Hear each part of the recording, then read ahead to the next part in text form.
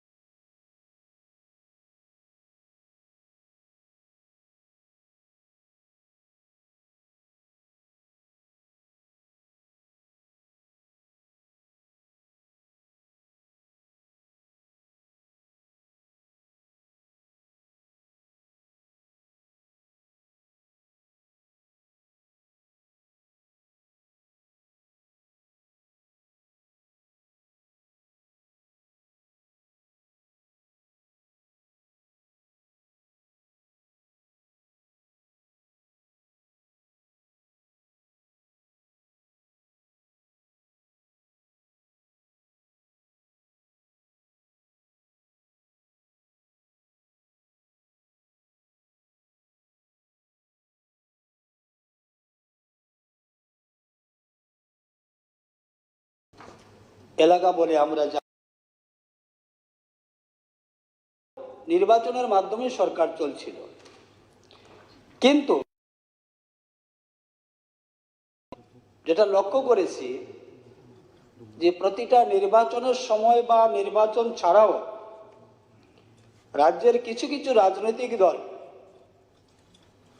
এমনভাবে জনজাতি প্রেম বা জনজাতি দরদ দেখাচ্ছেন, সত্যি মনে হয় যেন যে জনজাতিদের যে দুর্দশা, সেই দুর্দশার জন্য ওনারা অত্যন্ত আন্তরিকতা বা এদের যথেষ্ট প্রেম রয়েছে। কিন্তু বাস্তবটা যদি আমরা লক্ষ্য করি যে গোটা রাজ্যের জনজাতি এলাকাগুলোতে বা তাদের যে জনজীবন, তাদের যে জীবন মান, সত্যি সেটা অত্যন্ত প্যাথেটিক এবং বেদনাদায়ক, যেটা আমি মনে করি। কারণ আমি আমার রাজনৈতিক জীবনে এই সুদীর্ঘ সময় আমি রাজনীতির সঙ্গে যুক্ত রয়েছি এবং একটি রাজনৈতিক দলের হয়ে আমি কাজ করে এসেছি, ভারতীয় জনতা পার্টি। সেই সুবাদে রাজ্যের বিভিন্ন প্রত্যন্ত অঞ্চলে তথা এডিসি এলাকায় যাওয়ার আমার সৌভাগ্য হয়েছে এবং আমি যেটা লক্ষ্য করেছি যে একটা মানুষ, একটা পরিবার, একটা জাতিগোষ্ঠী কোনো অবস্থাতেই সে এইভাবে জীবনযাপন করতে পারে না। তাদের অন্ন, বস্ত্র, বাসস্থান, রাস্তা, শিক্ষা, সভ্যতা, স্বাস্থ্যের এত বেহাল অবস্থা যেটা আমরা দেখেছিলাম, আমি সেদিন আমার মনে ব্যথা লেগেছিল এবং আমি অত্যন্ত মর্মাহত হয়েছিলাম। কিন্তু আমরা প্রায় সময় দেখি, বিশেষ করে নির্বাচনের সময়, সে লোকসভা নির্বাচন আসুক, বিধানসভা নির্বাচন হোক, কিংবা এডিসি নির্বাচন হোক, এডিসি ভিলেজ কাউন্সিল নির্বাচন হোক, প্রত্যেকটা নির্বাচনের সময় বড় বড় যাকে বলে ইশতেহার, বিভিন্ন বা কিছু রাজনৈতিক দলের পক্ষ থেকে ইশতেহার প্রস্তুত করা হয় এবং সেই ইশতেহার কখনো ককবরক ভাষায়, কখনো আবার বাংলা ভাষাতে সেই ইশতেহারগুলা দরজায় দরজায় পৌঁছে দেওয়া হয়। আমি সেই দিন সেই ইশতেহারগুলোর নাম দিয়েছিলাম যে এটা ইশতেহার তো নয়ই, এটা একটা মিথ্যের দলিল। এবং বিগত দিনে সেটা প্রমাণিত হয়ে গিয়েছে এটা সম্পূর্ণভাবে যেটা একটা মিথ্যের দলিল নিয়ে সেই জনজাতিদের তথা রাজ্যবাসীদের সামনে সেটা নিয়ে যাওয়া হতো। প্রতিশ্রুতির ঢালাও হারে প্রতিশ্রুতি, সেদিন জনজাতি কল্যাণের জন্যে প্রতিশ্রুতির গঙ্গা বয়ে যেত এডিসি এলাকাতে, কিন্তু বাস্তবে যেই সুদীর্ঘ সময় যুগ যুগ ধরে এ রাজ্যের জনজাতিদের জীবনমানের বিন্দু মাত্র পরিবর্তন আনতে পারেনি ওই সকল রাজনৈতিক দল বা যারা এ রাজ্যের দীর্ঘ সময় ক্ষমতায় ছিলেন। এটা শুধুমাত্র এটা নির্বাচনের বৈতরণী পার হওয়ার জন্যে, শুধুমাত্র নির্বাচনে জয়ী হওয়ার জন্যে এটা ব্ল্যাকমেইল করা হতো আমাদের জনজাতির সমাজকে, এবং তাদের সঙ্গে যথেষ্টভাবে বিশ্বাসঘাতকতা করা হয়েছে। এটা অস্বীকার করার মতো কোনো জায়গা নেই বা কোনো কিছুই নেই। আর আমি বলবো শুধু বিশ্বাসঘাতকতাই নয়, সম্পূর্ণভাবে এই জনজাতি সমাজের সঙ্গে এটা প্রতারণা করা হয়েছিল, যেটা আজকে আমরা বাস্তব লক্ষ্য করেছি। গত 2018 সালের বিধানসভা নির্বাচনের পর থেকে এ রাজ্যে একটা সরকার প্রতিষ্ঠিত হয়েছে এবং বর্তমানে দেশের মাননীয় প্রধানমন্ত্রী নরেন্দ্র ভাই মোদীজির নেতৃত্বে এবং আমাদের রাজ্যের মাননীয় মুখ্যমন্ত্রী প্রফেসর ডক্টর মানিক শাহ মহোদয়ের নেতৃত্বে যেইভাবে জনজাতি কল্যাণে কাজ চলছে, আজকে সত্যিকারের জনজাতি উন্নয়ন, এডিসি উন্নয়ন, সেটা আমরা লক্ষ্য করতে পারছি। তাহলে আমার প্রশ্ন এই জায়গাতেই যে এই যে একটা লম্বা সময় দুটি রাজনৈতিক দল এ রাজ্যের শাসন ক্ষমতায় ছিল, এ রাজ্যের শাসনের মধ্য দিয়ে তারা বারবার জনজাতির দরদ তাদের মধ্যে উতলে উঠেছিল, বাস্তবে সেই উন্নয়নটা কেন হলো না?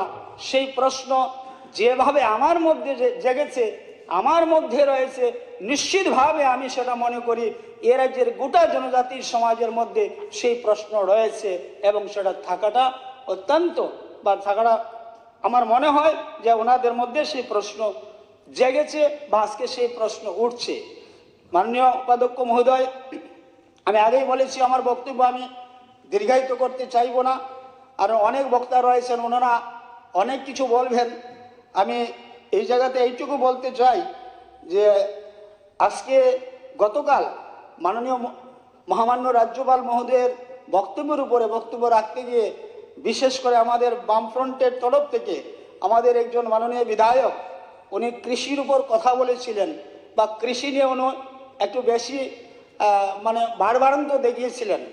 আমি বলতে চাই যে এই রাজ্যে আমরা দেখেছি, আমি যখন ছোট ছিলাম সেই ছোটবেলা থেকে আমি দেখে এসেছি যে একটা সংগঠন ছিল যেটা গোটা ভারতবর্ষব্যাপী, যার নাম ছিল সারা ভারত কৃষক কৃষক সভা।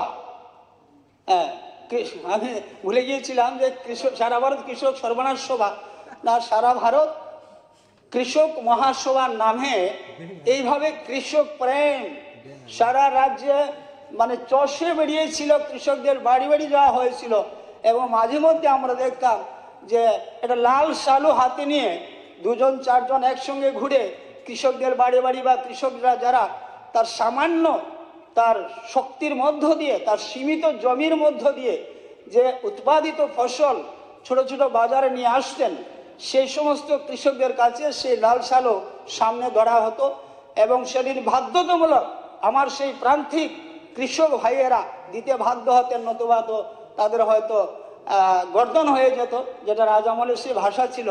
এটাই ছিল সেদিন, সেই খবরদারিটা চলতো কৃষকদের উপরে। এই যে সারা ভারত কৃষক সভার নামে এত আন্দোলন গোটা রাজ্যে, আগরতলাতে আন্দোলন হয়েছে, আমবাসাতে আন্দোলন হয়েছে, উদয়পুরে আন্দোলন হয়েছে, কুমারঘাটে আন্দোলন হয়েছে ধর্মনগরে, আন্দোলন হয়েছে আমি দেখেছি সর্বত্র, প্রত্যেকটা গ্রামে গ্রামে এইভাবে সারা ভারত কৃষক সভার নামে এইভাবে আন্দোলন। সেখানে দিল্লি থেকে, পশ্চিমবাংলা থেকে, কেরল থেকে বড় বড় বামফ্রন্টের নেতৃত্বরা এসছেন। আর মানে প্রতিশ্রুতির সেই ঢালাও প্রতিশ্রুতি সেদিন কৃষকদের স্বার্থে রাখা হয়েছিল, আর সেই কৃষককে সর্বনাশের পথে ঠেলে নেওয়া হয়েছিল। তার এক দুটা উদাহরণ আমি আপনাদের সামনে মাননীয় মহোদয়ের উপাধ্যক্ষ মহোদয়ের মাধ্যমে আমি এই পবিত্র বিধানসভায় আমি তুলে ধরতে চাই। আমরা দেখেছি কৃষক কোথায় থাকার কথা ছিল, কৃষক কোথায় থাকবে, কৃষক মাঠে থাকবে, কৃষক জমি দিয়ে থাকবে, সঙ্গে কি থাকবে, লাঙল থাকবে, জোয়াল থাকবে। সেই লাঙল জোয়াল নিয়ে কৃষক মাঠে থাকবে, কিন্তু সেই সারা ভারত কৃষক সভার নামে সমস্ত কৃষকদেরকে মাঠ থেকে তুলে এনে রাজপথে সেদিন দাঁড় করিয়ে দেওয়া হয়েছিল। আর শুধুমাত্র ওই কৃষকরা রাজপথে দাঁড়িয়ে ভেঙে দাও, গুড়িয়ে দাও, লাড়িয়ে দাও, তাড়িয়ে দাও, পুড়িয়ে দাও, জ্বালিয়ে দাও, সর্বনাশ করে দাও, শেষ করে দাও, শুধু এইভাবে স্লোগান তাদের মুখে সেদিন আমরা শুনেছিলাম সারা রাজ্যে। আমার যারা সাধারণ কৃষক ভাই, যে কৃষকরা সামান্য চাষবাসের মধ্য দিয়ে সংসারকে প্রতিপালন করে থাকেন, ছেলে মেয়ের মুখে দুটি অন্ন যোগান, রাজ্যের মানুষের মুখে অন্ন যোগান, সেই কৃষকদেরকে সর্বনাশ করে জমি থেকে তুলে এনে রাজপথে দাঁড় করে দেওয়া হয়েছিল শুধু আন্দোলনের নাম করে। কেন্দ্র সরকারের বিরুদ্ধে আমরা সেদিন দেখেছিলাম। আর সেই কৃষকের লাঙ্গল জোয়াল কোথায় উঠেছিল? ছাদের উপরে। প্রত্যেকটা কৃষকের লাঙ্গল জোয়াল ছাদের উপর তুলে দিয়ে তাদেরকে এইভাবে রাজপথে নিয়ে আনা হয়েছিল। কৃষক প্রেম, কৃষক দরদ এইভাবে দেখানো হয়েছিল যে গোটা কৃষককে সম্পূর্ণভাবে ধ্বংস করে দেওয়া হয়েছিল, জমিকে সর্বনাশ করে দেওয়া হয়েছিল। আমরা দেখেছি মাননীয় প্রধানমন্ত্রী যে কৃষক কল্যাণের জন্য, কৃষকদেরকে অধিকার দেওয়ার জন্য একটা বিল এনেছিলেন। আর সেই বিলের তীব্র প্রতিবাদ হয়েছিল দিল্লির সেই ইন্ডিয়া গেটের সামনে। সেদিন রাজস্থান থেকে, হরিয়ানা থেকে, পাঞ্জাব থেকে, রাজ্যের বিভিন্ন রাজ্য থেকে অনেক কৃষক সেদিন সেখানে জমায়েত হয়েছিলেন। দুর্ভাগ্য আমাদের ত্রিপুরা রাজ্য থেকে কৃষক গিয়েছিলেন, তবে বেশি কৃষক যাননি, একজন কৃষক গিয়েছিলেন। সেই কৃষক কে গিয়েছিলেন? নিশ্চয়ই রাজ্যবাসী আপনারা দেখেছেন, এখানে যারা উপস্থিত আপনারা রয়েছেন নিশ্চিতভাবে সেদিন আপনারা দেখেছিলেন। ভদ্রলোক উনি ট্র্যাক্টরের উপর বসেছিলেন। আপনারা বলুন তো উনি কোথাকার কৃষক ছিলেন? কোন দিন উনি কৃষিকাজ করেছিলেন? কটন ধান উৎপাদন করেছিলেন? কতটুকু কফি চাষ করেছিলেন? আমার জীবনে আমি দেখিনি, আমার জীবনে আমি শুনিনি। নিশ্চিতভাবে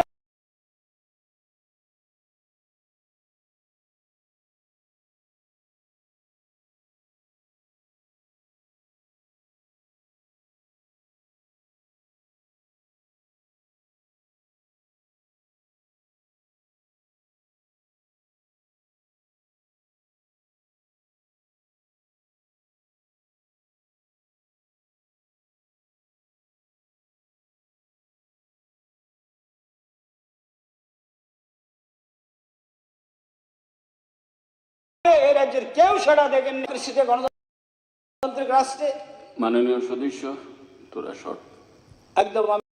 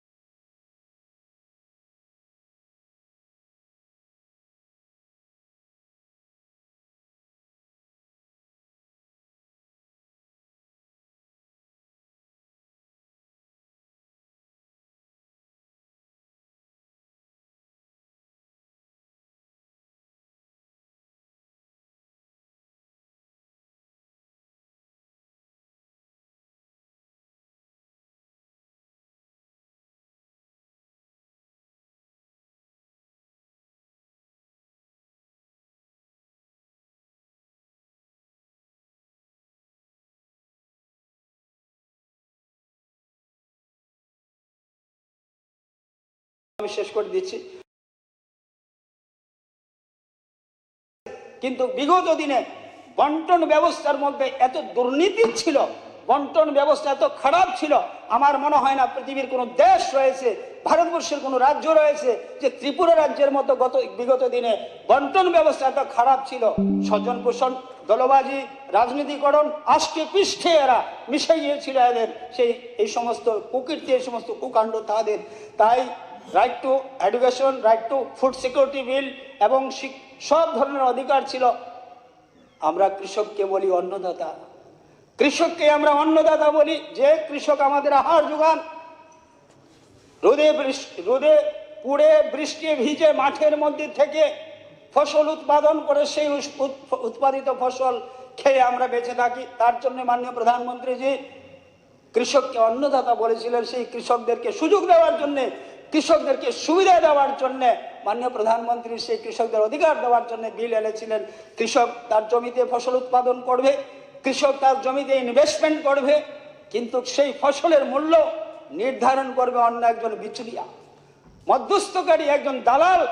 সেই কৃষকের উৎপাদিত ফসলের তার মূল্য নির্ধারণ করবে, যার কারণে সারা বছর বিগত দিনে হাজার হাজার কৃষক আত্মহত্যা করতে বাধ্য হয়েছিল, হাজার হাজার কৃষক আত্মহত্যা করেছে, হাজার হাজার কৃষক পরিবার ধ্বংস হয়ে গিয়েছে।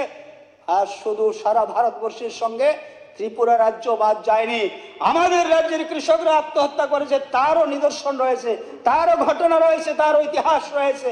কিন্তু দুর্ভাগ্য, সেদিন কৃষক আত্মহত্যা করলো, পরদিন দৈনিক সংবাদপত্রগুলোতে আসলো যে ত্রিপুরা রাজ্যের একজন কৃষক আত্মহত্যা করেছে অভাবের জ্বালানায়, অভাবের তাড়নায়, তার উৎপাদিত ফসলের ন্যায্য মূল্য পায়নি। সেই কৃষকের ফসল খরা বন্যা দশায় নষ্ট হয়ে গিয়েছে, সেই কৃষক আত্মহত্যা করেছে। পত্রপত্রিকায় যেইভাবে ফার্স্ট ফেজে আসলো, আমরা সেদিন দেখলাম মেলার মাঠ থেকে সেদিন সুন্দর করে একদম সাজিয়ে গুছিয়ে একটা বিবৃতি সেখান থেকে দেওয়া হলো যে সেটা কৃষক ছিল না, সেটা ছিল একজন মানসিক ভারসাম্যহীন লোক। কল্পনা করতে পারেন যে অন্নদাতা কৃষক, সেই কৃষককে পাগল বানিয়ে দিল। এত নিষ্ঠুর, এত নির্মম, এত পাষণ্ড হতে পারে এরা, এইভাবে একটা কৃষককে তারা মানসিক ভারসাম্যহীন বলে তারা পত্রপত্রিকায় ঘটা করে আবার ছাপিয়ে দিল। এই তো ছিল আমাদের রাজ্যের ইতিহাস, কৃষকের ইতিহাস। এই তো ছিল আমাদের রাজ্যের সর্বনাশের কলঙ্কময় অধ্যায়। ভুলে যায়নি আমরা, ভুলে যায়নি ত্রিপুরাবাসী, ভুলিনি আমরা কেউ সেদিনকার ঘটনা।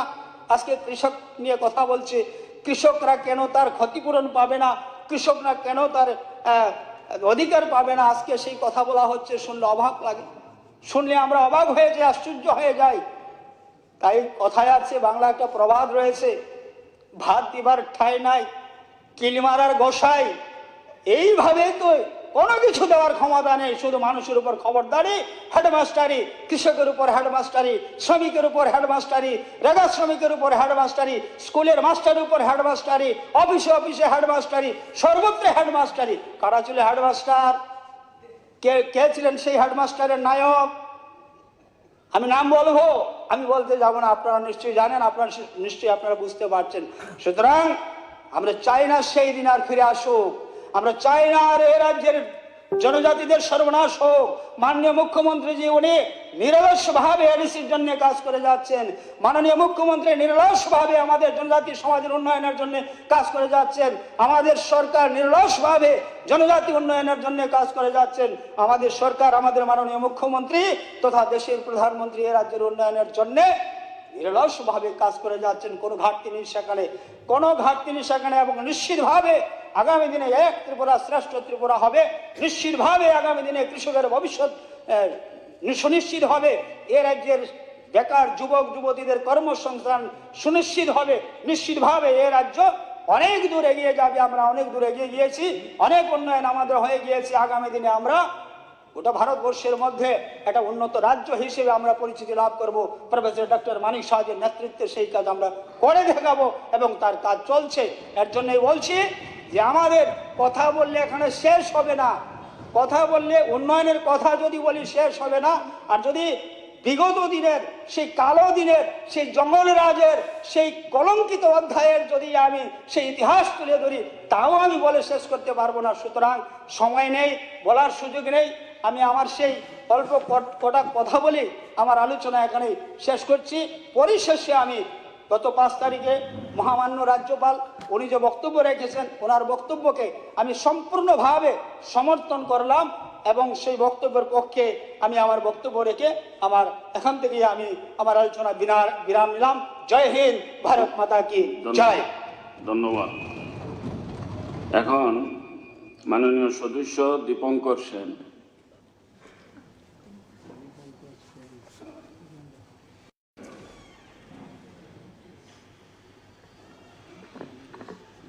মাননীয় স্পিকার স্যার, রাজ্যপাল মহোদয় তার লিখিত ভাষণ এবং মৌখিকভাবেও তিনি পেশ করেছেন। তারপরে আমাদের পরিষদীয় মন্ত্রী রতনবাবু 1 ঘন্টা 2 মিনিট বক্তব্য রেখে তাকে স্বয়ংসম্পন্ন করা। তার বক্তব্যের বিষয় ছিল বিরোধীদের কটাক্ষ করা, যদিও তার বক্তব্যের বিষয় ছিল কমিউনিস্টদের গালাগাল করা। এবং শুধু তাই না, এই 75 বছর 76 বছর বয়সে একটি গানের লাইনকে 3 থেকে 4 বার উদ্ধৃত করে অনেকটা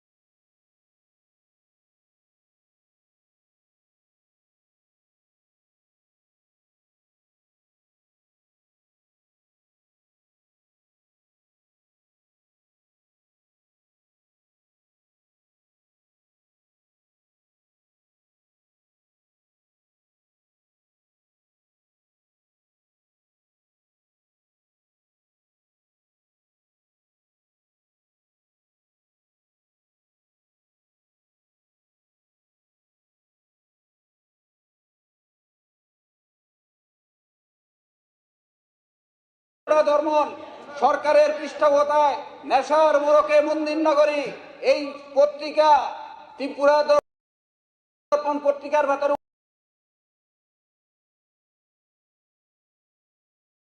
উঠেছে। এভাবে প্রত্যেকটা পত্রিকা, সান্দন পত্রিকায় গরু সহ আটক 2 চোর পত্রিকার ভেতর উঠেছে। আজকে এই ধরনের অসংখ্য পত্রিকা ত্রিপুরা রাজ্যের মানুষ সেখানে মধ্যে 41 লক্ষ মানুষ সেখানের মধ্যে দেখছেন, তারপরও বলছেন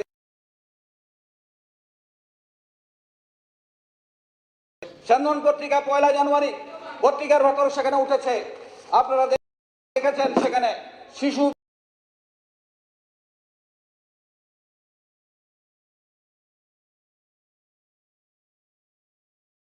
দর্মন সরকারের পৃষ্ঠপোষকতায় নেশা আমাদের রাজ্যের সর্বাধিক। আরে অসত্য কথা বললে তো আমরা বলবো। আরে অসত্য কথা কেন বলা হচ্ছে? আপনাদের লোক কথা বলছে, আপনারা ডিস্টার্ব করলে কেমন হইব? বল, এই যে মাননীয় উপাধ্যক্ষ মহোদয়, কি অবস্থা? মাননীয় উপাধ্যক্ষ মহোদয়, ওনারা যখন কথা বলেছেন, প্লিজ গিভ অপরচুনিটি, প্লিজ মাননীয় প্লিজ সদস্য, গিভ অপরচুনিটি টু টক। এভাবে না স্যার, প্লিজ না স্যার, এটা তো চেয়ারের অসম্মান স্যার। বসে বসে কথা বলে, বসে কিভাবে মাইক দেয়, বসার ঠিক অবস্থা। আছে, বসে গেছে, এখন আপনারা বসেন প্লিজ। পুরা অসত্য বললে শুনুন লাফালাফি কম করেন, লাফালাফি কম করেন। অসত্য বলেছেন তখন লাফালাফি একদম কম, আপনি বলেন একদম কম।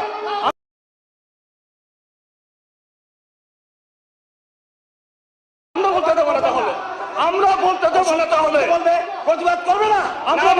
আমরা যদি অসত্য আঙ্গুল নামা, আঙ্গুল নামা,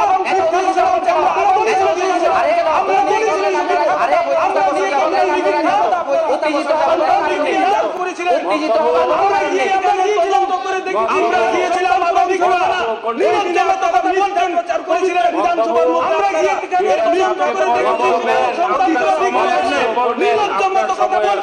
পবিত্র বিধানসভার মধ্যে আপনারা আপনার সময় আসলে বলবেন। ঠিক আছে, বেশি ক্ষিপ্ত হয়ে যাচ্ছে। আপনি রাজ্যপালের ভাষণের উপর কথা বলেন না, চিন্তার সমস্যা হবে না। ঠিক আছে, বলেন, বেশি ক্ষিপ্ত হয়ে যাচ্ছে। আপনি রাজ্যপালের ভাষণের উপর কথা বলেন। আর এই শ্যামল বাবু একটু আমরা এই রিপোর্ট এটা মনে করি না। আমাদের রাজ্যের জনগণের যে চাহিদা, জনগণের যে দাবিগুলো, এই দাবিগুলোর কিচ্ছু এই রিপোর্টটার ভেতরে নেই। যেমন দক্ষিণ জেলা সদর, সেখানে দেখেছেন সবচেয়ে বেশি গাড়ি চলাচল করে আমাদের এখানে। সদরের পরে সবচেয়ে বেশি দক্ষিণ জেলাতে গাড়ি চলে। আমরা দাবি করছি, সেখানের মধ্যে একটা দাবি করেছিলাম একটা সিএনজি স্টেশন। গত বিধানসভাতেও সেই কথাগুলো বলা হয়েছিল, কিন্তু রাজ্যপালের ভাষণে তা অনুপস্থিত। দিলে পরে সুন্দর হতো এটা। ডিআরডব্লিউ ওয়ার্কার, বামফ্রন্ট সরকারের সময় সিদ্ধান্ত 10 বছর পূরণ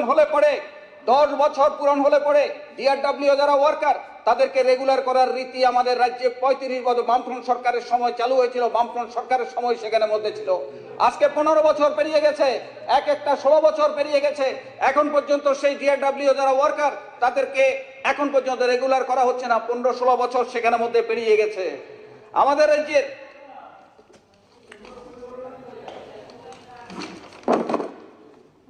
বিদ্যুৎ আপনারা দেখেছেন বেসরকারীকরণ করা হয়েছে বেশ কিছু জায়গায়, সেখানে মধ্যে সাব ডিভিশন। আজকে তার জন্য দুর্দশা তৈরি হয়েছে, স্টাফ নেই সেখানে। 10 দিনে কল করলেও সেখানের মধ্যে যায় না, এই ধরনের দুর্দশা। ট্রাইবেল এলাকার ভেতরে এখানে আছেন, ওনারা সবচেয়ে বেশি ভুক্তভোগী। কাজে এই ধরনের একটি অবস্থার ভেতরে আছে। যারা সেখানে মধ্যে কন্ট্রাকচুয়াল এআরকে কোম্পানির 196 জন স্টাফ সেখানে আছে, 12,700 টাকা তাদের বেতন দেওয়ার কথা, 6,980 টাকা মাত্র বেতন পাচ্ছেন। গত 4 মাস তারা বেতন পাচ্ছেন না। কি করে তারা কাজ করবেন? আজকে কাজ করতে পারছেন না, সেখানে এক অব্যবস্থা সেখানে মধ্যে তৈরি হয়েছে। এটাই হচ্ছে সুশাসন আমাদের রাজ্যের ভেতরে চলছে। 40,000 সামাজিক ভাতা আপনারা বলছেন সেখানে মধ্যে তারা নিরপেক্ষ দৃষ্টিভঙ্গিতে সেখানে মধ্যে দেখছেন। রাজনৈতিক দৃষ্টিভঙ্গিতে 40,000-এর উপরে ভাতা প্রাপক তাদেরকে বাদ দিয়ে দেওয়া হয়েছে। বৃদ্ধ থেকে 80 বছরের বৃদ্ধ থেকে শুরু করে আছে। আমার কথা যদি মিথ্যা হয় সার্ভে করুন। আমি Point of order, point of order, point of order, point of order. ফিরিয়ে দেওয়া Point of order. রাজ্যপাল মহোদয় Point of order, point of order.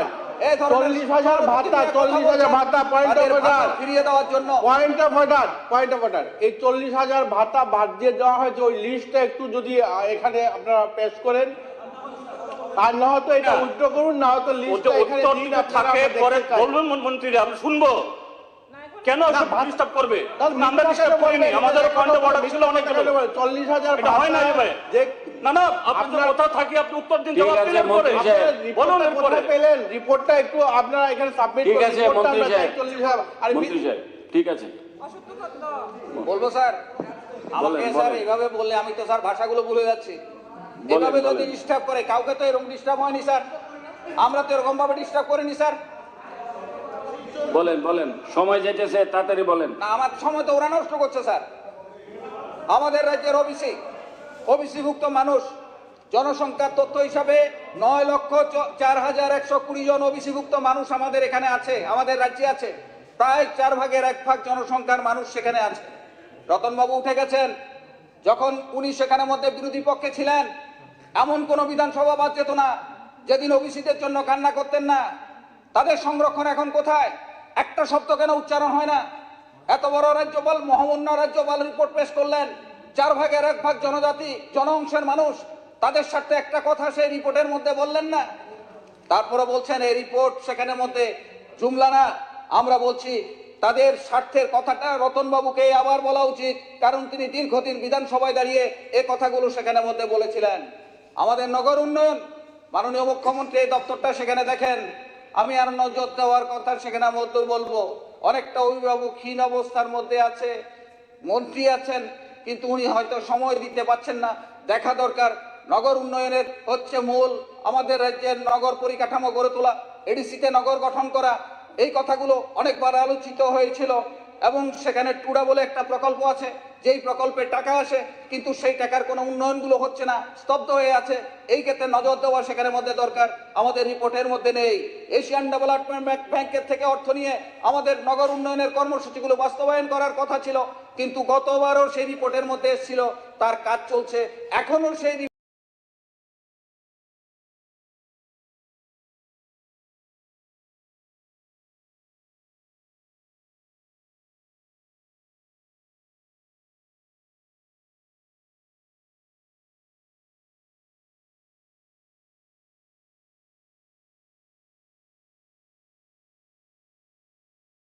রিপোর্টের ভেতরে, রাজ্যপালের রিপোর্টের ভেতরে ব্যাপক প্রচার সেখানে মধ্যে করা হয়েছে, কিন্তু এর মধ্য দিয়ে যে মানুষের যে সমস্যার সমাধান সেখানে মধ্যে হচ্ছে না। বিশেষ করে দূর দূরান্ত ট্রাইবেল এলাকা, সেখানে যে মানুষ জল সেখানে মধ্যে পাচ্ছেন না। আজকে কিন্তু সেই বিষয়গুলো এই রিপোর্টের ভেতরে সেখানে তুলে ধরতে পারেনি। তথ্য এটা বলছে 5.5 লক্ষ বাড়িতে জলের সংযোগ নাকি দেওয়া হয়েছে। আমি জানি না, 73.74% বাড়িতে নাকি জল পৌঁছে গেছে। তো এই যদি অবস্থা হয়, মানুষ কলস নিয়ে কেন রাস্তার মধ্যে বসতে হয় 2-3 দিন পর? এই ধরনের জলের সংকট কেন আমাদের রাজ্যের ভেতর রয়েছে? কাজে এই রিপোর্ট কি করে সেখানে মানবো? একটা রিপোর্ট দিলেই তা সেখানে মধ্যে মানা যায় না। আমাদের রাজ্যের ক্যান্সার পেশেন্ট, আমি নিজেও একজন ক্যান্সার রোগী, আমি তার ব্যথা সবচেয়ে বেশি পরিমাণে বুঝি। উনি ডাক্তার, মুখ্যমন্ত্রী, কাজে উনিও বুঝবেন। 2011 সালে আমাদের তৎকালীন বামফ্রন্ট সরকার থাকাকালীন সময়ে পলিয়েটিভ কেয়ার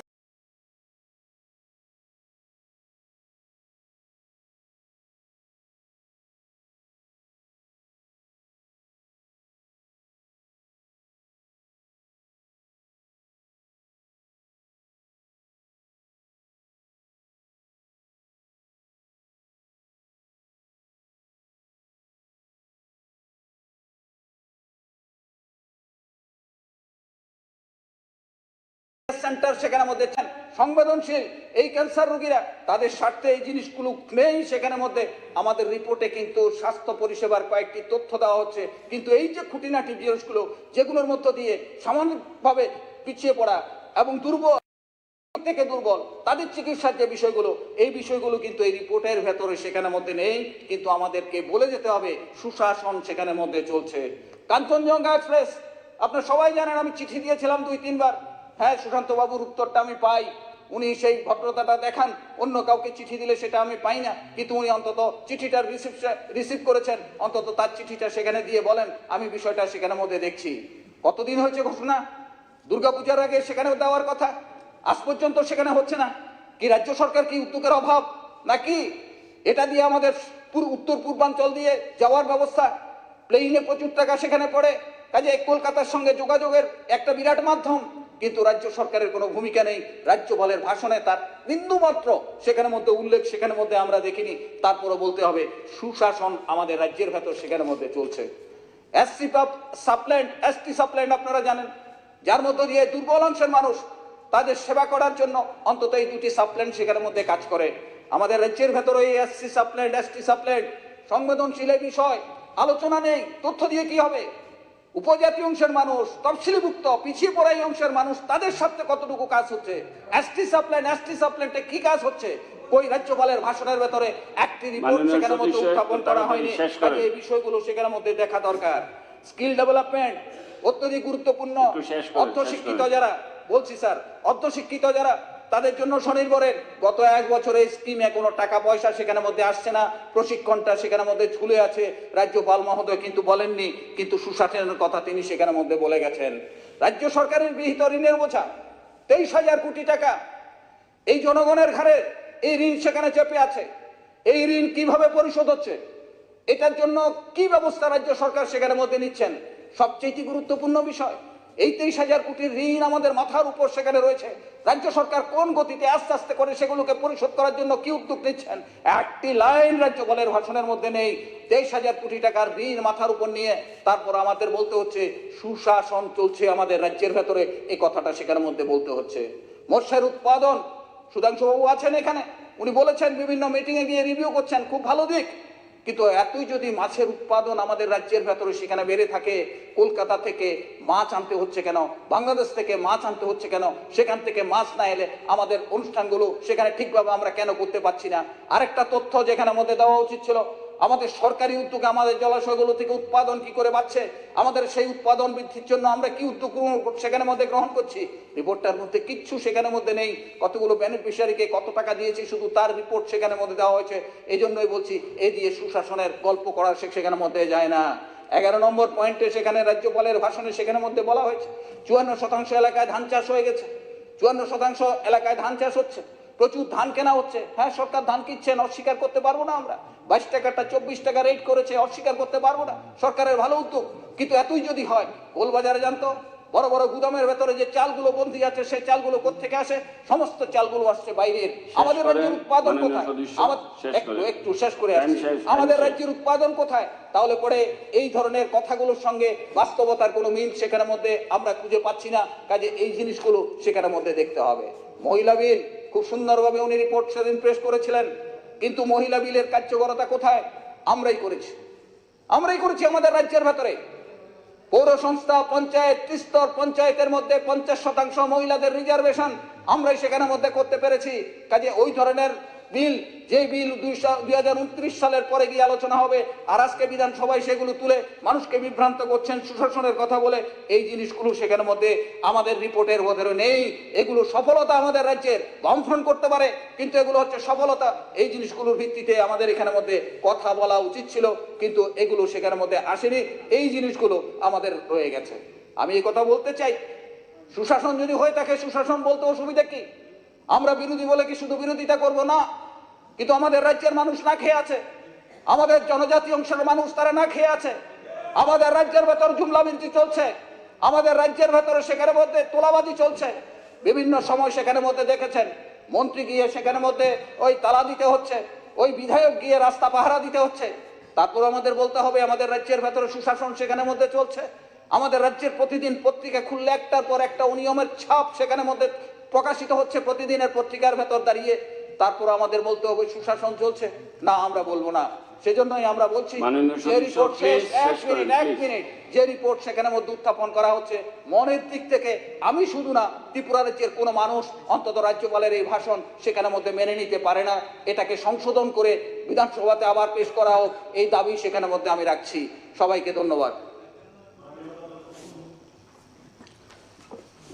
সম্মানিত সদস্য দীপঙ্কর বাবু যেটা বলেছেন আমার ডিপার্টমেন্টের একটু সেখানে সাবজেক্ট না, আমি বক্তব্যে ওনাকে ডিস্টার্ব করিনি, পয়েন্ট অফ অর্ডার দেইনি, ওনাকে বলতে দিয়েছি।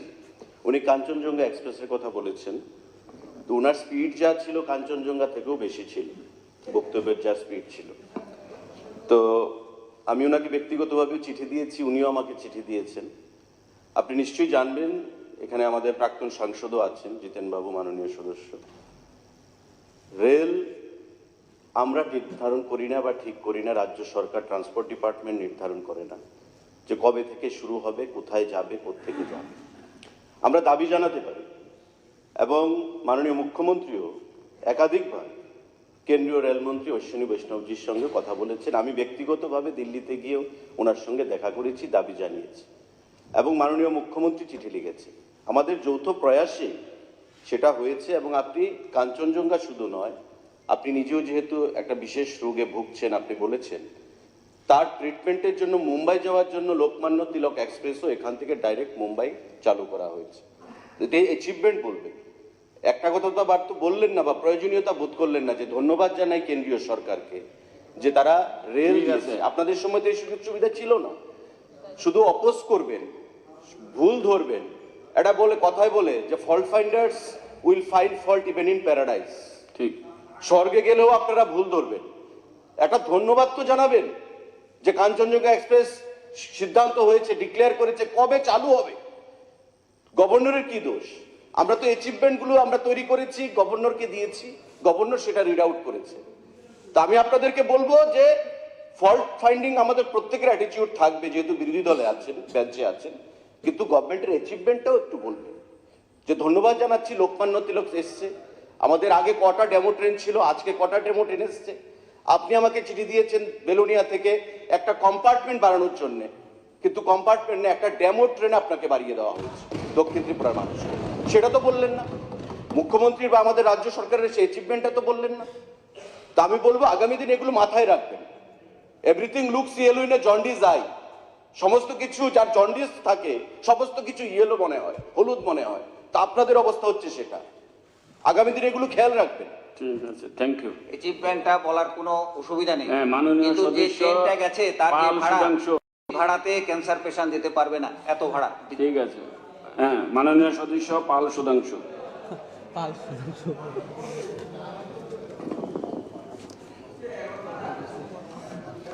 Honorable Deputy Speaker, sir, and all the esteemed members in the House.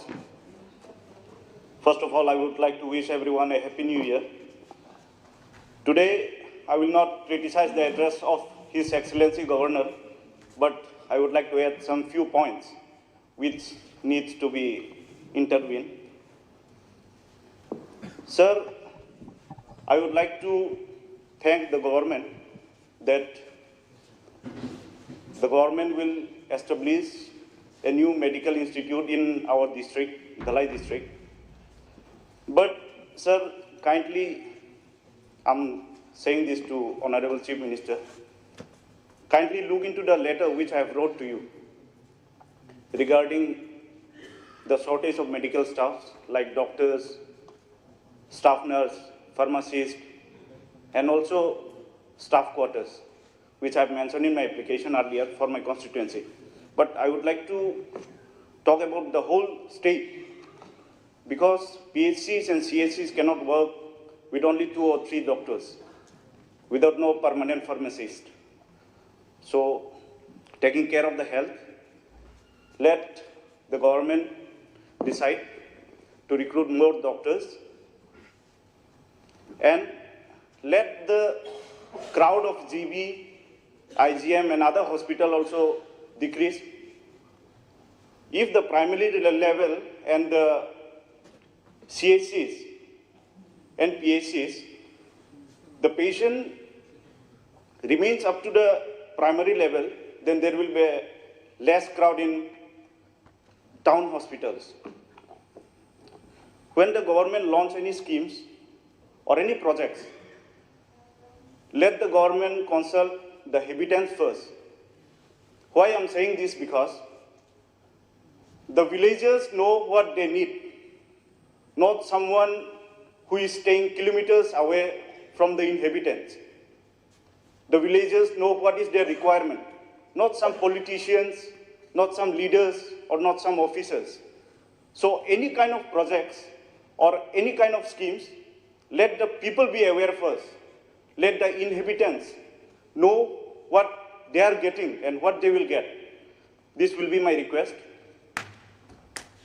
I'm saying this because our officers, especially primary level officers, there is no clarity. You have to accept that there is no clarity in the primary level officers. Some officials are even entertaining politicians. This is the reason I will say that please train such kind of professionals. There is a training institute, CIPARD.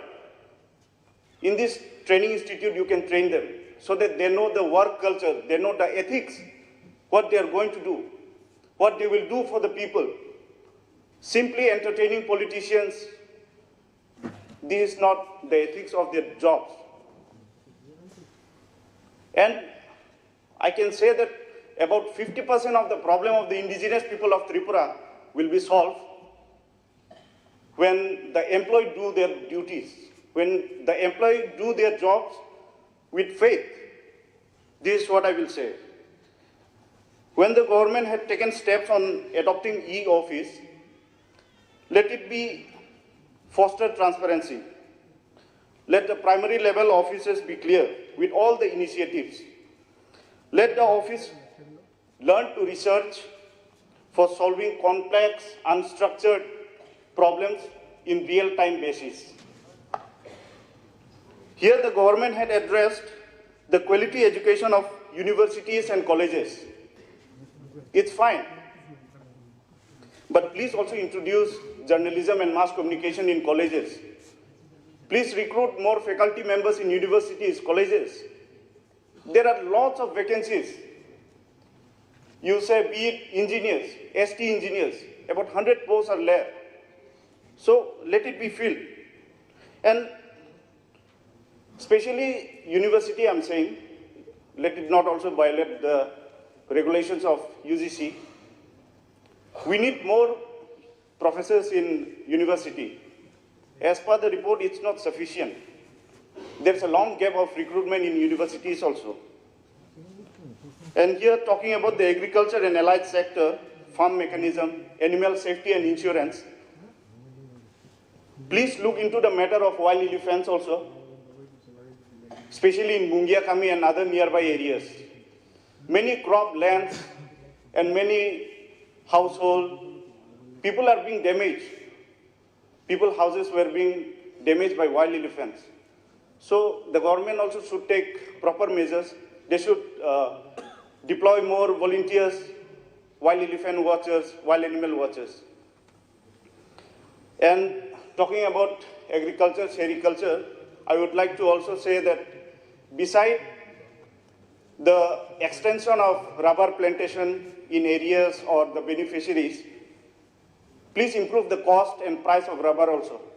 This will help the indigenous tribe of the state. When the government had addressed about the handloom sector in my area, in my constituency, at Naitong Chora, there is a cluster office of handloom and handicrafts also, but it's not functioning. If it functions, many women and many weavers and artisans will be benefited. So kindly, I would like to urge the department to kindly look into it.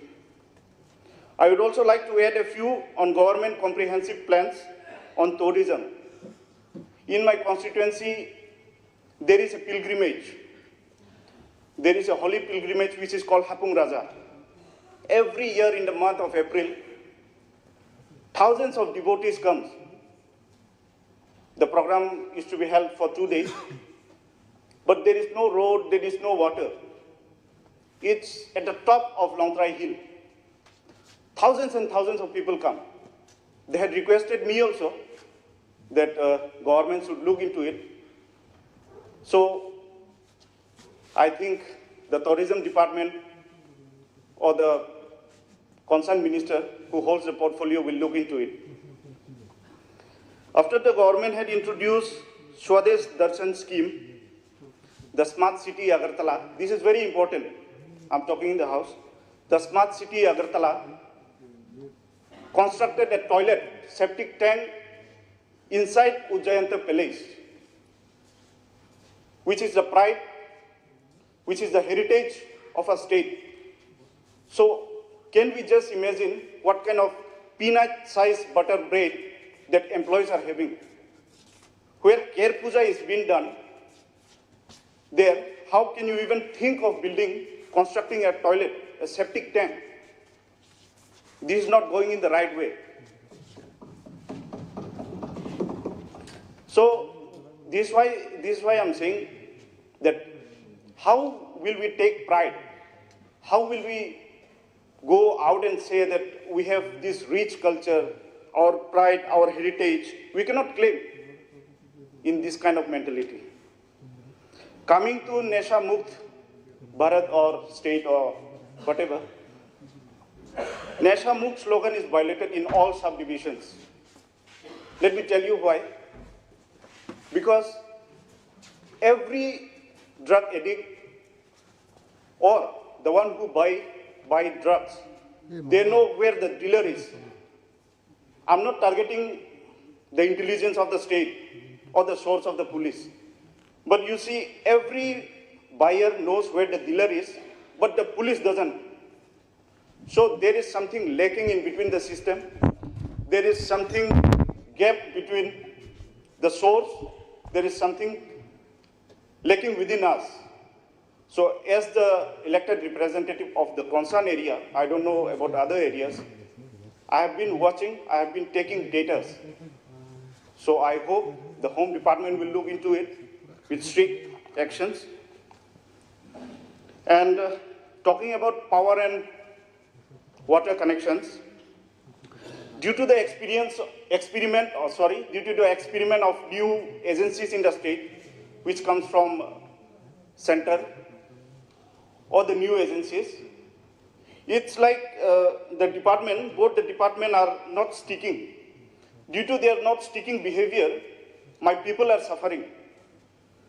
Here, the address of the government had stated that 73.74% tap water connection has been covered.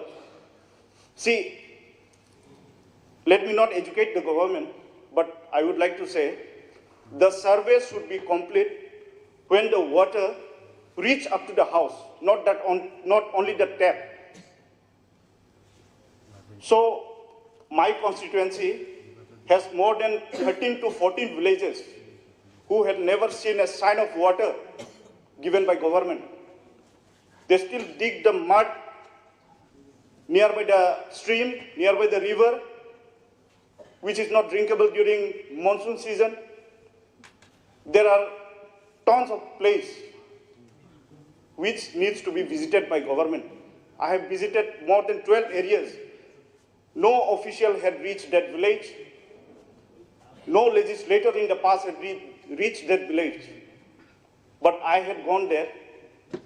They hold my hand and cry that, sir, we hope in you, we hope in the government. They never cared what the government is, who the government is, which party is ruling, which party is taking the responsibility to all the schemes reaching up to there. They never cared. What they want is water, electric, and roads. There are many villages which needs to be intervened, and I hope the department will do so. And last but not the least, we all in this house, we have been showing sympathy on ADC, the Tripura Tribal Areas Autonomous District Councils, and the people of the ADC. We are already saying that Janjatis are developed, it's developing. Yes, it's developing. But see, where is the gap? The Mukhyamantri Satellite Town Development Scheme, which is of 500 crores. Mukhyamantri Nagar Unnayan Prakalpa, 1500 crores. And what about ADC?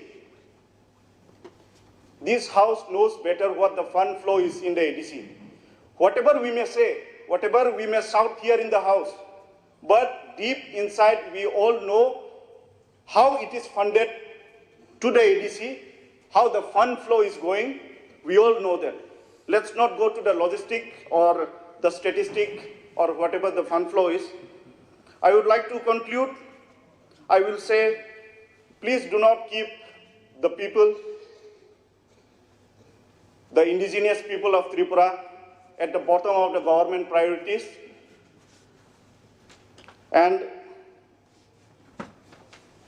there will be no development if the government officials keeps on entertaining politicians. This is what I'm again repeating in the House. Government officials should be trained. They should know their jobs, their work culture and ethics. Let them be sincere to their duties, then half of the problems of the state will be gone. So, thank you once again for letting me speak. Happy New Year once again. Thank you. ধন্যবাদ।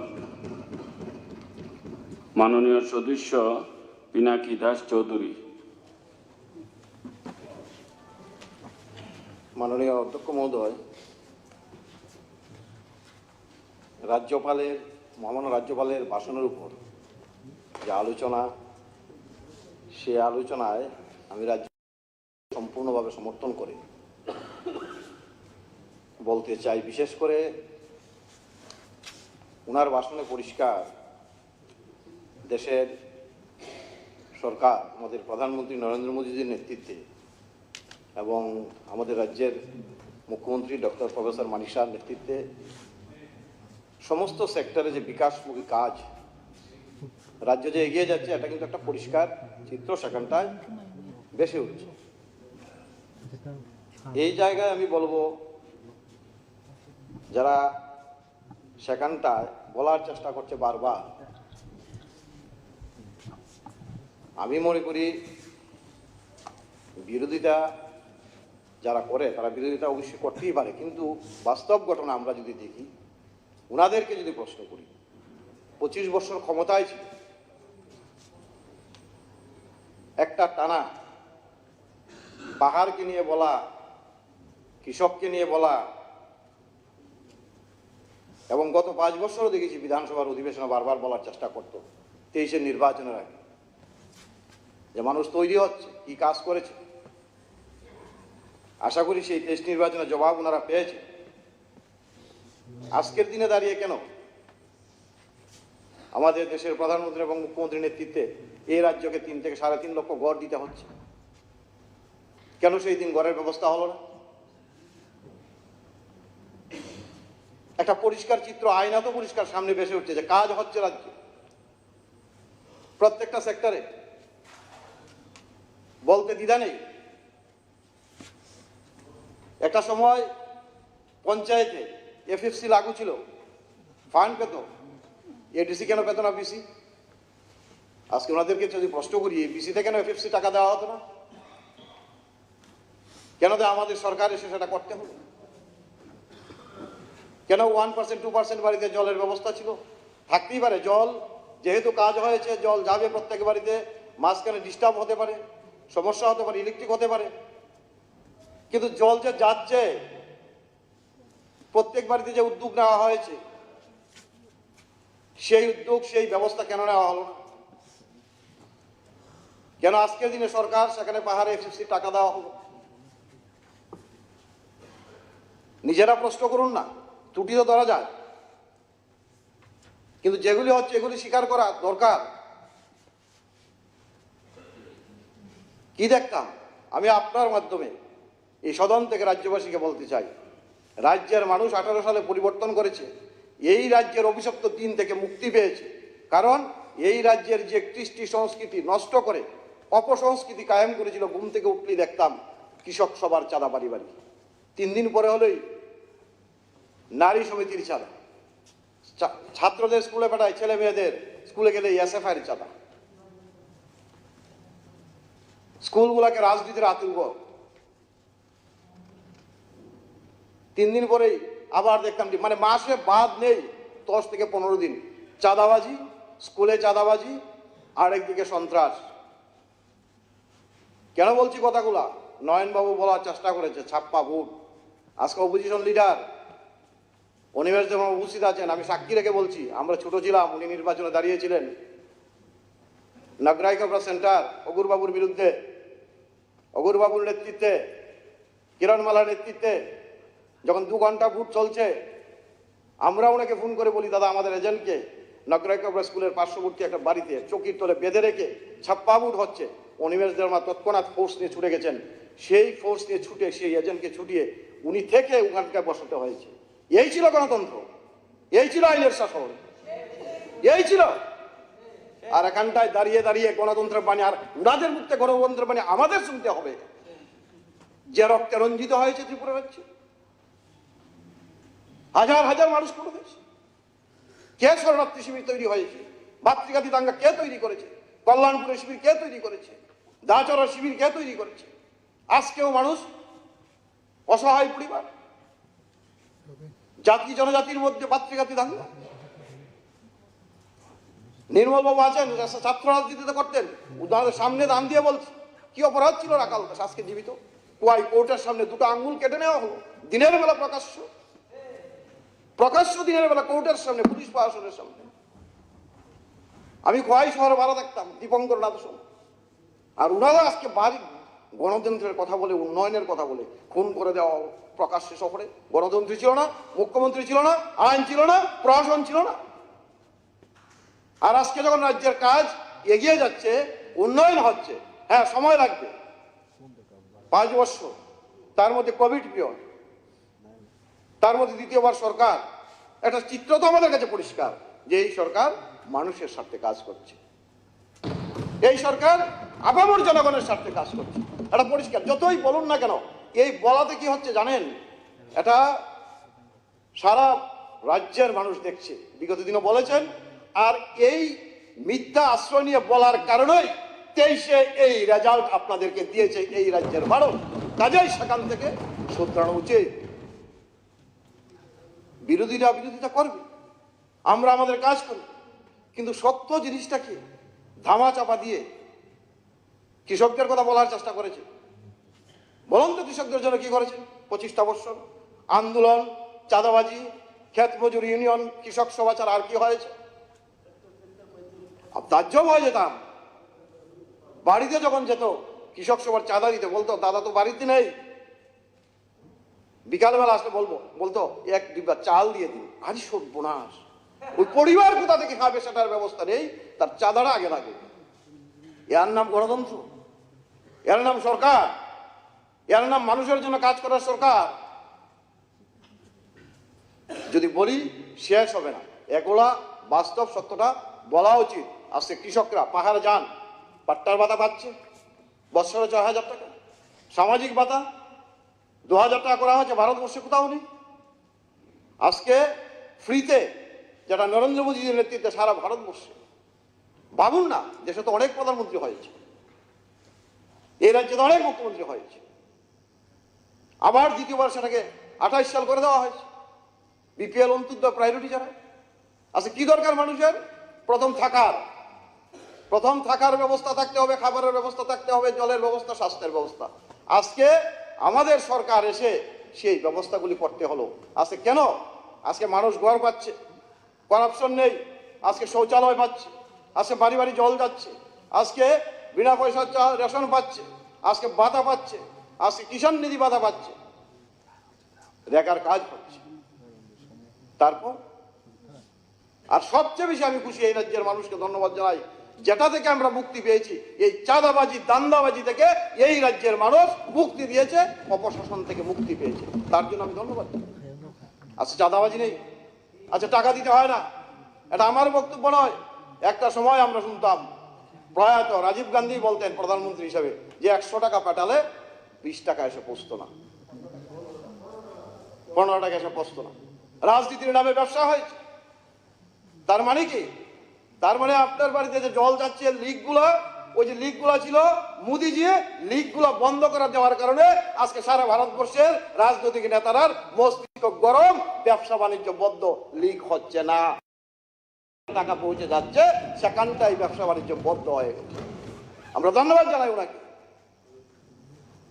এই ধরনের উদ্যোগ নেওয়ার জন্য। আজকে মানুষ কাউকে বলতে হয় না, আজকে রাজনীতিকরণ দলীয়করণ উঠে গেছে, নেই, ইচ্ছা ক্যামেরা কেউ করতে পারবে না, কারণ ডাইরেক্ট অ্যাকাউন্ট থেকে সেখানে জিও টেকিং এর মাধ্যমে প্রত্যেকটা পরিবারে তার বেনিফিট পৌঁছে যাচ্ছে। এটাকে আমরা বলবো না স্বচ্ছ এবং স্বচ্ছ প্রশাসন তৈরি হয়েছে, সুশাসন তৈরি হয়েছে। দীপঙ্কর বাবু সুশাসন বলার চেষ্টা করেছে, কাকে সুশাসন বলবেন? হাজার হাজার মানুষ শরণার্থী, হাজার হাজার মাকে বিধবা হয়েছে, সন্তানহারা হয়েছে, কিডন্যাপ হয়েছে, ধর্ষণ হয়েছে, এটাকে সুশাসন? আর আজকে 6 বছর কয়টা শিবির হয়েছে, কয়টা ভাতৃত্ব দাঙ্গা হয়েছে? অপোজিশন লিডার যারা অনেকে আছেন সেখানটায় সিনিয়র ব্যক্তিরা, আমি উনাকে উদাহরণ দিয়ে একটা জিনিস দেখিয়ে দিলাম, উনি সেই দিন সেই জায়গায় ছিলেন, আজকে উনি অপোজিশন লিডার, এবং উনি সেই দিন জয়যুক্ত হয়েছেন, এবং জয়যুক্ত হবার পরেও আমরা একটা রক্ষা পাইনি। খোয়াই বুথ সেন্টার থেকে উনি টিএসআর দিয়ে আমাদেরকে বাড়িতে পাঠানো হয়েছে, রক্ষা পাইনি।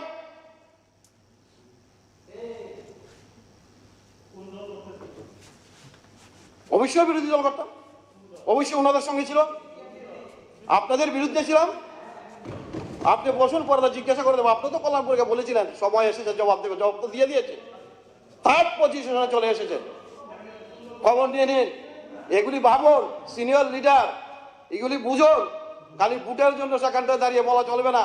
আমি তো বললাম বিধায়ক কোয়াইরও আছে, কোয়াইয়ের অবস্থা সন্ত্রাস, মানুষ কোয়াই যেত না, কোয়াই জেলাতে যেত না, সবাই বলতো সন্ত্রাসের আতুরঘর। আর আজকের দিনে দাঁড়িয়ে একটা জাতি দাঙ্গা নেই, একটা ভাতৃত্ব দাঙ্গা নেই। আজকে মানুষ সুন্দরভাবে চলছে, হতে পারে আলোচনা, তর্ক বিতর্ক, কিন্তু বাস্তবটা স্বীকার করতে হবে। এই জায়গায় বলবো, আজকে আমাদের মুখ্যমন্ত্রীর নেতৃত্বে প্রত্যেকটা জায়গায় প্রত্যেকটা সেক্টরে কাজ হচ্ছে। আমরা বলিনি সর্ব শেষ করতে পেরেছি, কাজেই স্বাভাবিক মানুষের চাহিদা থাকবে, মানুষের আশা আকাঙ্ক্ষা থাকবে, সেখানটায় পরিষ্কার চিত্র আজকে বেশি হচ্ছে যে কাজ হচ্ছে প্রত্যেকটা জায়গায়। আজকে আপনারা বলছেন, ওই দীপঙ্কর বলছে খাদ্য নেই, কোথায় দাঁড়িয়ে বলুন তো? খাদ্যের অভাব বলছে যে, এটি মানুষ, আমি তো বললাম এইখানটায় দাঁড়িয়ে সনদে, এই সদনে দাঁড়িয়ে এই সমস্ত কথা বলা, তাতে করে রাজ্যের মানুষ সামনের দিন আসছে 24, দেখবেন কোন জায়গায় আপনারা দাঁড়িয়েছেন, সেটা নিজেরাই বিচার করে বলবেন। কারণ এখনো সময় আছে সেই জায়গা থেকে ফিরানো। এখানটায় বলিয়ে শুধু রাজনীতির জন্য রাজনীতি করা সেটা নয়, আমরা এটা মনে করি, কারণ আমরা মনে করি আমরা একটা পরিবার, এই রাজ্যের মানুষ, এই দেশের মানুষ, এই দেশের নাগরিক, প্রত্যেকটা মানুষের অধিকার রয়েছে, প্রত্যেকটা মানুষের সুযোগ পাওয়ার অধিকার রয়েছে, এবং তার সুযোগ তার কাছে পৌঁছতে হবে। তার জন্য সুন্দর সিস্টেম আজকে মোদিজির নেতৃত্বে চালু হয়েছে, এবং তার সুবিধা মতো সেখানটা পেয়ে যাচ্ছে। কৃষকদের ভাতা আজকে চালু হয়েছে, বছরে ৬,০০০ টাকা কিষাণ নিধি, একবারও তো বললেন না। কৃষকদের ধান ক্রয় কেন করলেন না? কি দোষ ছিল? কিন্তু বলতেন তো, বঙ্গবন্ধু বলার চেষ্টা করেছে। তো তার মানে উদ্দেশ্য কি?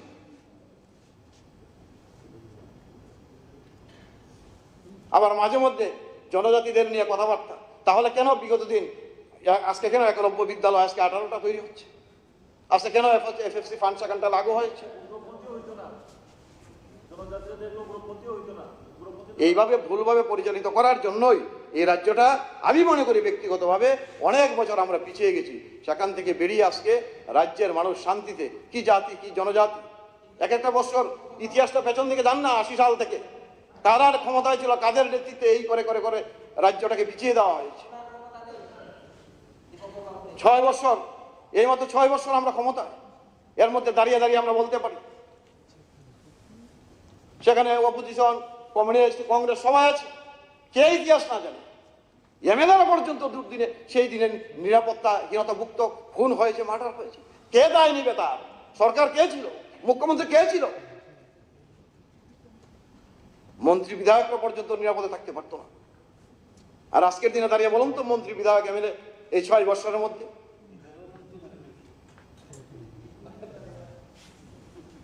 এই জায়গায় আমি বলবো আমাদের সরকার, বিশেষ করে মোদিজির নেতৃত্বে ভারতবর্ষে এবং রাজ্যের নেতৃত্বে, আমাদের মানিক সাহাজের নেতৃত্বে চলছে, এবং প্রত্যেকটা মানুষ তার সুযোগও পাচ্ছে। আজকে খাদ্যের অভাব নেই, মানুষ খুশিতে আনন্দে সেখানটায় আমি পাহাড়ে প্রত্যেকটা জায়গায় আমার বিধানসভা এলাকায় তো পাহাড় রয়েছে, জলের কথা অনেকেই বলে 42টা ডিপ টিউবওয়েল তৈরি করেছি গত 5 বছরে, বাড়ি বাড়ি জল যাচ্ছে সেখানটায়। সারা রাজ্যের সেখানটা যাওয়ার আমার সুযোগ নেই, কিন্তু আমি আমার বিধানসভা আমার জেলাতে যাই। ঠিক আছে, থাকতে পারে কোনো জায়গায় সমস্যা, কিন্তু সেটা করার যে একটা পরিকল্পনা, চেষ্টা, মানুষের কাছে নেওয়া যাওয়া, সরকারের যে ভাবমূর্তি, সেটা কিন্তু পরিষ্কার। আর বিগত দিনের চিত্র, নীতি, আদর্শ একটাই ছিল, মিছিল মিটিং করে দিতে হবে, করতে হবে, আন্দোলন চলবে, নালে লড়াই সংগ্রাম, দাঙ্গা হাঙ্গা, চাঁদাবাজি, স্কুলগুলাকে রাজনীতির আতুরঘর আছে কেন নাই? স্কুলগুলো কেউ কি ন্যায় করেছে? রাজনীতি করা যাবে না? ছাত্র সমাজটাকে গুলিতেই ধ্বংস করে দেওয়ার পরিকল্পনা। ভাবতাম কিছু সংখ্যক কর্মচারী, আরে এটা কি আজকে তো সরকার এটা দেখি না আমরা, কিছু সংখ্যক কর্মচারী মেম্বারশিপ নিয়ে, আরে টিচার, সে এসএফআই সমন্বয়ের মেম্বারশিপ নিয়ে স্কুলে বসে বসে, এ কি কাণ্ড! রাজনীতি কি আমাদের এমন জায়গায় নিয়েছে ক্ষমতা ভোগ করার জন্য? আমরা এটা মনে করি না। আমরা মনে করি আমরা সেবক, আমরা মনে করি আমরা কাজ করার মানুষ।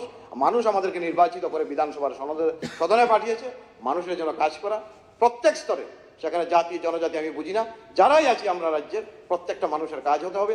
তার জন্য আমাদের সরকারের মন্ত্রী, মুখ্যমন্ত্রী থেকে শুরু করে প্রতিনিয়ত প্রত্যেকটি বিধায়ক সেখান থেকে আলোচনার মাধ্যমে তার যার বিধানসভায় সেখানটায় কাজ হচ্ছে। এবং পরিষ্কারভাবে আমি বলতে চাই, আপনারাও আমাদের রাজ্যপাল, মহামান্য রাজ্যপালের যে ভাষণ, সেই ভাষণে পরিষ্কারভাবে সেই চিত্রগুলা ভেসে উঠেছে। যদি আমি বলি সেখানটায় বলে না, জেগেও যদি ঘুমায় তাহলে জাগ্রত করা যায় না, আসলে স্বাভাবিক, এটাই বাস্তব কথা। তো এই জায়গাতে এইগুলো অন্তত স্বীকার করা উচিত যেগুলি আমরা করতে পারিনি।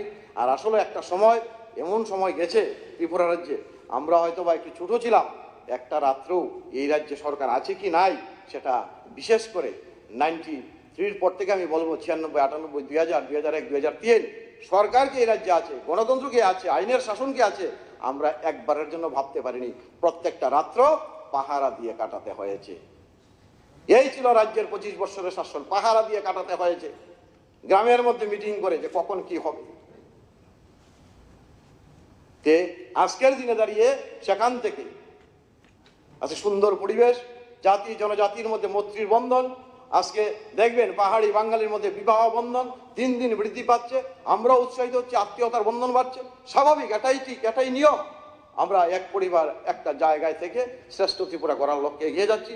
এবং আমি মনে করি সেই জায়গা থেকে বেরিয়ে এসে, ছোট মানসিকতা থেকে বেরিয়ে এসে রাজ্যের স্বার্থে, আপামর জনগণের স্বার্থে বিশেষ করে থাকবে ত্রুটি বিচ্যুতি, সেগুলি আগামী দিন শুধরিয়ে আমরা আমাদের চেষ্টা করছি। বলতে হবে, কাজ করলেই সেখানে ত্রুটি থাকতে পারে, আমরা অস্বীকার করিনি। আপনাদের মতো আমরা বলিনি, একসময় শুনতাম বিগত প্রাক্তন মুখ্যমন্ত্রীর মুখ থেকে স্বর্ণের রাজ্য তৈরি করে দিয়েছে, যেদিকে যাচ্ছে সোনা তো দূরের কথা, ছাই হয়ে যাচ্ছে, যেদিকে যাচ্ছে শুধু বক্তব্যই শুনে গেছি, আর কাজের বেলা কাজ পাইনি আছে। যাই হোক, সবাইকে বলবো সমস্ত কিছু ছেড়ে এসে শুধু বিরোধিতা করার জন্য নয়, সার্বিক রাজ্যের স্বার্থে, প্রত্যেকটা মানুষের স্বার্থে সেখানটায় আমাদের মহামান্য রাজ্যপালের ভাষণকে সমর্থন করা উচিত। এবং আমরা নিশ্চিত, আমরা বলে দিয়ে যাই, যতটুকু সম্ভব আপনারাও সেখান থেকে বেরিয়ে আসলে আগামী দিন আপনাদেরও পথ চলা সুগম হবে, না হলে কিন্তু ভবিষ্যৎ খারাপের দিকেই যাবে। সবাইকে নমস্কার, ধন্যবাদ। ধন্যবাদ মাননীয় সদস্য ইসলাম উদ্দিন।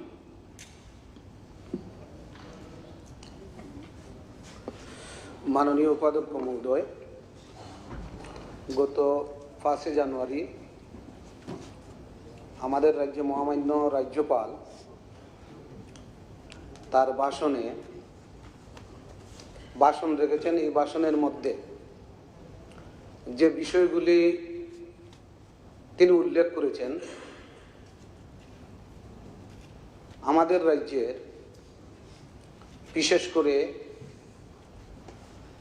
সরকারের বিভিন্ন প্রকল্প এবং বিভিন্ন দপ্তরের কিছু কর্মসূচি এই রাজ্যপালের ভাষণের মধ্যেই তিনি উল্লেখ করেছেন।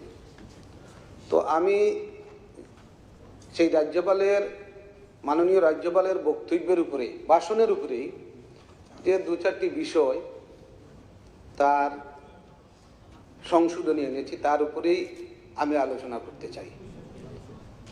তো আমাদের রাজ্যের ইতিহাসে মহামান্য রাজ্যপাল আমাদের সারা রাজ্যেই বিভিন্ন জেলায় তিনি প্রশাসনিক মিটিং করেছেন এবং বিভিন্ন এলাকায় তিনি সাধারণ মানুষের সঙ্গে মত বিনিময় করেছেন এবং যেটা আমাদের উত্তর জেলার মধ্যে জেলা শাসকের অফিসে প্রশাসনিক মিটিং করেন, সেখান থেকে আমার বিধানসভা এলাকার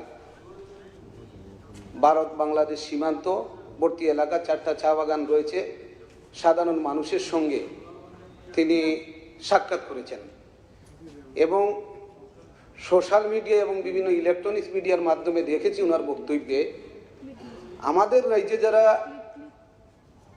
যুবকরা রয়েছেন তারা নেশায় বিভিন্নভাবে আসক্ত হচ্ছেন।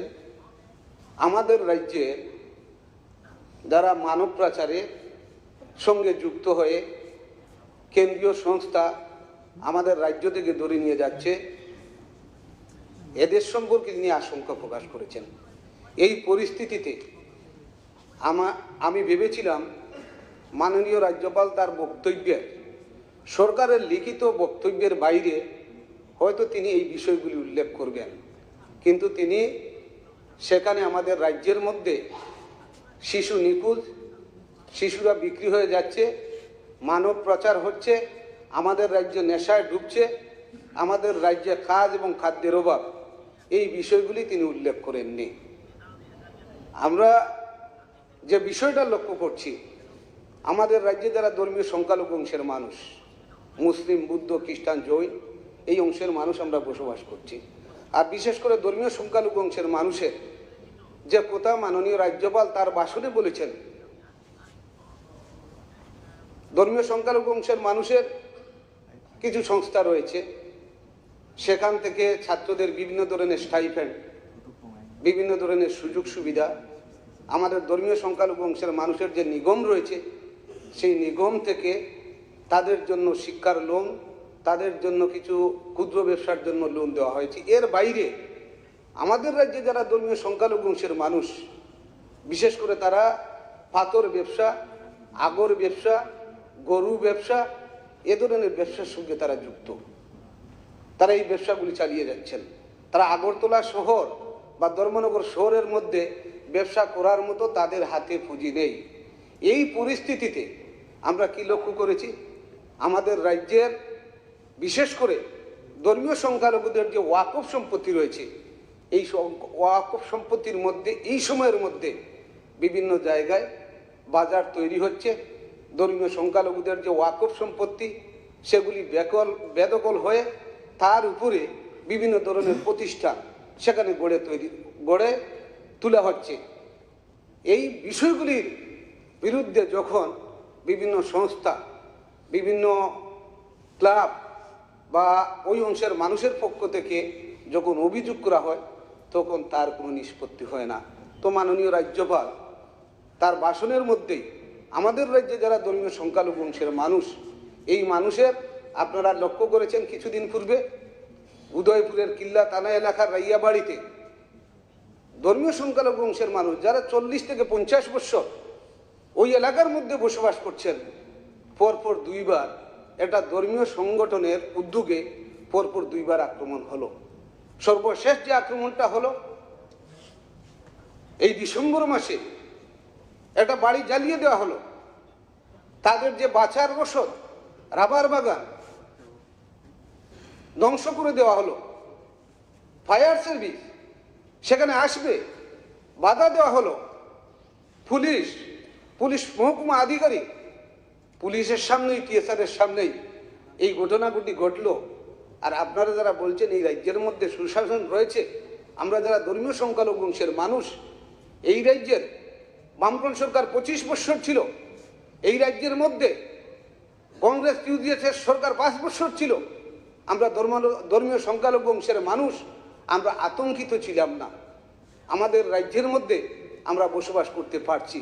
এই রাজ্যের মধ্যে একটা বয়ের পরিবেশ তৈরি হয়েছে। এই বয়ের পরিবেশের মধ্যে আমাদের রাজ্যের মাননীয় রাজ্যপাল তিনি যে বক্তব্য পেশ করেছেন, যে ভাষণ রেখেছেন, তার কোনো উল্লেখ নেই। দ্বিতীয় যে বিষয়টা বলবো, মাননীয় রাজ্যপাল তার বক্তব্যের মধ্যে বলেছেন আগর চুরাইবাড়ি থেকে দুবাইতে কেন্দ্রীয় সংস্থার মাধ্যমে আগর তেল, আগর একটা অর্থকরী ফসল, সেখানে তৈল উৎপাদন হয়, সুগন্ধি তৈল উৎপাদন হয়। এই আগর রাজ্য সরকারের উদ্যোগে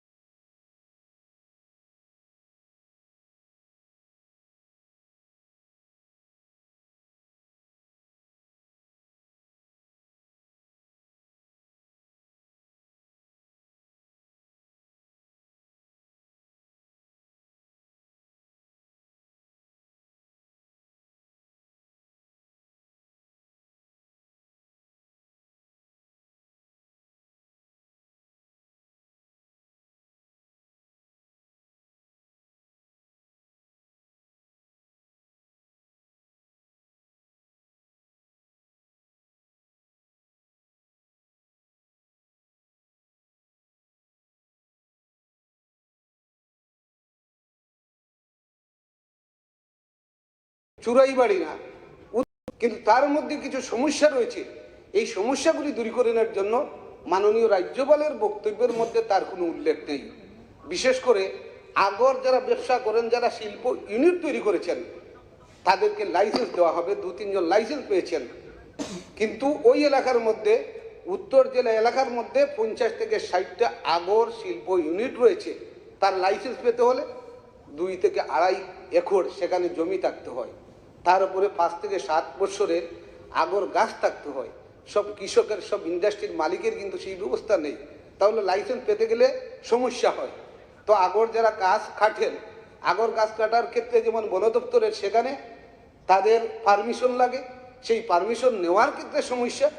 আবার যে তেল যারা উৎপাদন করেন এবং সেখানে গাছ পরিবহনের ক্ষেত্রে, তেল পরিবহনের ক্ষেত্রে সেখানে ফরেস্ট এবং পুলিশের সেখানে বাধা রয়েছে। এই পরিস্থিতিতে আমরা কি লক্ষ্য করেছি, আমাদের দাবি হচ্ছে যে এখানে আমাদের রাজ্যে রাবার সহজে তার কোষ উৎপাদন হয়, সাপ্লাই হয়। এই আগরটাকে যদি টেকনোলজি মিশনে পরে দপ্তরের আইন সংশোধন করে এটাকে যদি ওই রাবার বা এগ্রিকালচারে নিয়ে যাওয়া হয়, তাহলে ওই এলাকায় যারা আগর ব্যবসার সঙ্গে যুক্ত তাদের উপকার হতো। মাননীয় রাজ্যপালের ভাষণে এই বিষয়টা উল্লেখ নেই। এই বাধাগুলি যদি তৈরি হতো, আগামী দিনে লাভ হতো। এই পরিস্থিতিতে আমাদের রাজ্যের বিশেষ করে রাস্তাঘাট, গ্রামীণ যে রাস্তাঘাটগুলি, যারা সুশাসনের কথা বলছেন, ট্রেজারিগঞ্জের বিধায়কগণ, প্রতিটা গ্রাম পঞ্চায়েতের বামফ্রন্টের সময় এমন কোনো রাস্তা নেই যে বিক্সলিং নেই। সারা রাজ্যের মধ্যে 2018 সালে সরকার পরিবর্তন হওয়ার পর আমাদের রাজ্যের যে গ্রামীণ যে রাস্তাঘাট, এই রাস্তাঘাটগুলির অবস্থা বেহাল। হ্যাঁ, রাস্তাঘাট হচ্ছে, সিসি রোড হচ্ছে, পেপার ব্লক দিয়ে রাস্তা হচ্ছে। একটা গ্রাম পঞ্চায়েত এলাকার মধ্যে 60 থেকে 5টা যেখানে গ্রামীণ রাস্তা রয়েছে, 300 থেকে 400 পরিবার মানুষ বসবাস করেন। 100 মিটার হয়েছে, 150 মিটার হয়েছে, স্যাংশন হয়েছে 500 মিটার, কাজ করেছেন 300 মিটার, 200 মিটার উদাও। এই পরিস্থিতিতে মাননীয় রাজ্যপাল তার বক্তব্যের মধ্যে অন্ততপক্ষে গ্রামীণ রাস্তাগুলির যে বেহাল অবস্থা রয়েছে, তো যারা গ্রাম পঞ্চায়েতের, যারা পঞ্চায়েতের নির্বাচিত সদস্য, যারা কর্মকর্তা রয়েছেন, যারা পঞ্চায়েতের কাজ পরিচালনা করেন, যারা ওই এলাকায় রাজনৈতিক নেতৃত্ব, এই যে paper block, CC road, 500 metre sanction, 300 metre হচ্ছে, 200 মিটার হচ্ছে না। যারা নির্বাচিত ওই এলাকার প্রধান উপপ্রধান রয়েছেন, এই 6 বৎসরে তাদের যে আর্থিক অবস্থার পরিবর্তন, এগুলি দেখলে পরেই বোঝা যায় টাকাগুলি কোথায় যাচ্ছে। সমস্ত স্তরে দুর্নীতির বাসা বেঁধেছে। সেখানে কোনো মনিটরিং নেই, কোনো ধরনের চেক আপ নেই, কাজ করার কোনো সুযোগ নেই, সেখানে বলার কোনো সুযোগ নেই। এই পরিস্থিতিতে আমরা যদি লক্ষ্য করি, পিডব্লিউ দপ্তরের রাস্তা, আমার বিধানসভা এলাকার মধ্যে, আমার মহকুমার মধ্যে এই রাস্তাগুলির অবস্থা বেহাল। 5 বছরে 3 থেকে 4 বার মেনটেনেন্স হয়েছে। Point of order sir, point of order. আমি ডিস্টার্ব করতে চাইছি না, তবু জাস্ট একটা লাইন অ্যাড করতে চাইছি, প্লিজ। মাননীয় বিধায়ক মহোদয়, আপনি কদমতলা থেকে নির্বাচিত, আর যেহেতু আপনি ওই এলাকার মানুষের দ্বারা নির্বাচিত, আপনার নিজেরও দায়িত্ব আছে ওই বিধানসভা কেন্দ্রে। যদি এরকম কোনো স্পেসিফিক এলিগেশন থাকে যে 500 মিটার রাস্তার মধ্যে 300 মিটার করে 200 মিটার হয়নি, তো আপনি পার্টিকুলারলি কি তার জন্য স্টেপ নিয়েছেন? ঠিক আছে, এটাও আপনি মেনশন করবেন যে আপনি কি স্টেপ নিয়েছেন, কাকে চিঠি দিয়েছেন, কোন কোন অফিসিয়ালকে দিয়েছেন, এটা you have to mention it না। ঠিক আছে, ইউ হ্যাভ সেম রেসপন্সিবিলিটি। আপনারাও দেখতে পারেন। উপাধ্যক্ষ মহোদয়, উনার বক্তব্য আমি একটু শুনেছিলাম, রায়াবাড়ির বিষয়ে উনি উল্লেখ করেছেন। তো পয়েন্ট অফ অর্ডার, বিষয় হচ্ছে কি, রায়াবাড়ির বিষয় কিন্তু খুবই দুঃখজনক ব্যাপার, কারণ এটা কোর্টের মধ্যে চলছে। বিষয় হচ্ছে রায়াবাড়ির বিষয়ে উনি বলছেন যে না, ঘটনা তো এখানে কি হচ্ছে, নেই আমি রায়াবাড়ি ওই জায়গাটা হচ্ছে ওইখানে জমাতিয়ারার দীর্ঘ বছরের বসবাস। ওইখানে উনি নিজেই গিয়েছিলেন ওইখানে পাহাড়ি বাঙালি দাঙ্গা লাগানোর জন্য চেষ্টা করছেন। জিতিন বাবু চেষ্টা করছেন, চেষ্টা করছেন, এটা গিয়ে বারবার গিয়েছিলেন, করছেন বারবার ওইখানে গিয়ে উনি করছেন। এইটা জায়গাটা জমা কোর্টের রায়ের ব্যাপার আছে, এটা বললে হবে না। এবং দায়িত্ব বলে ছিল উনি ওই এলাকার বিধায়ক, উনি কি বিধায়ক ওরা 1992 থেকে জমাতে বলে মিছিল করেছে সিপিএম এর দল।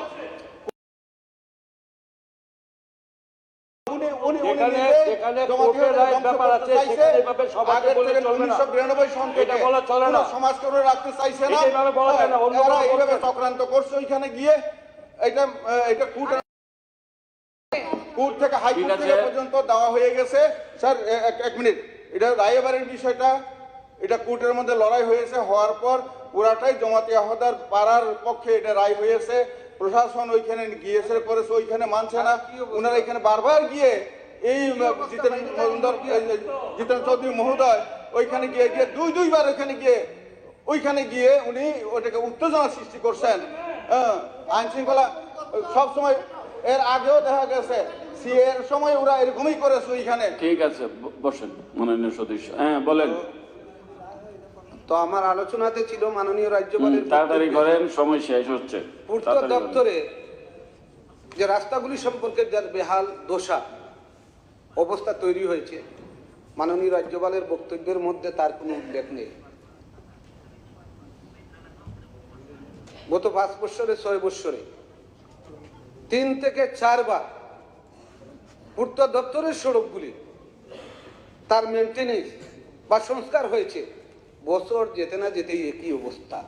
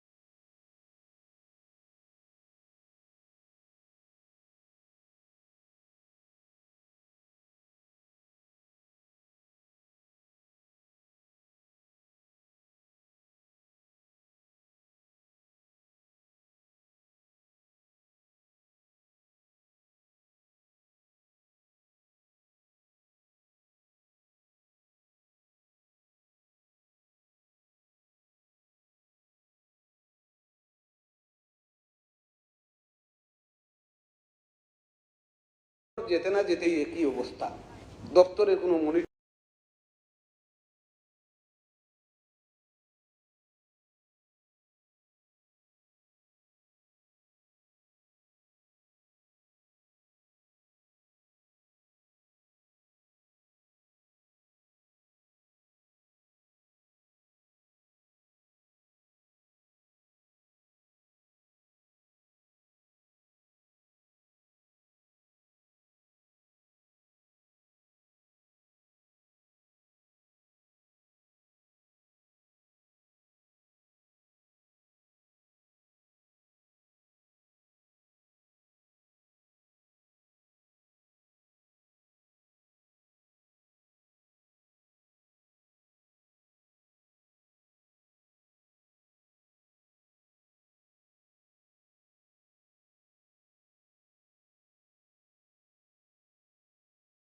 যেতে না যেতেই একই অবস্থা।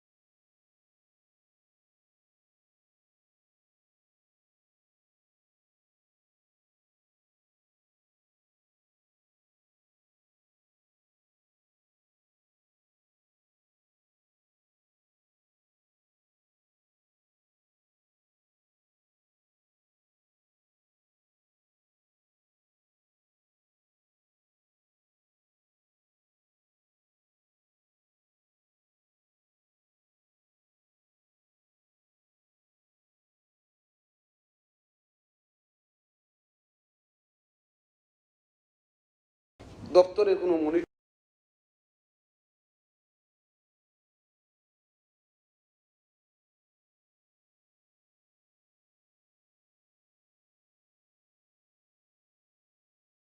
যেতে না যেতেই একই অবস্থা, দপ্তরের কোনো মনিটর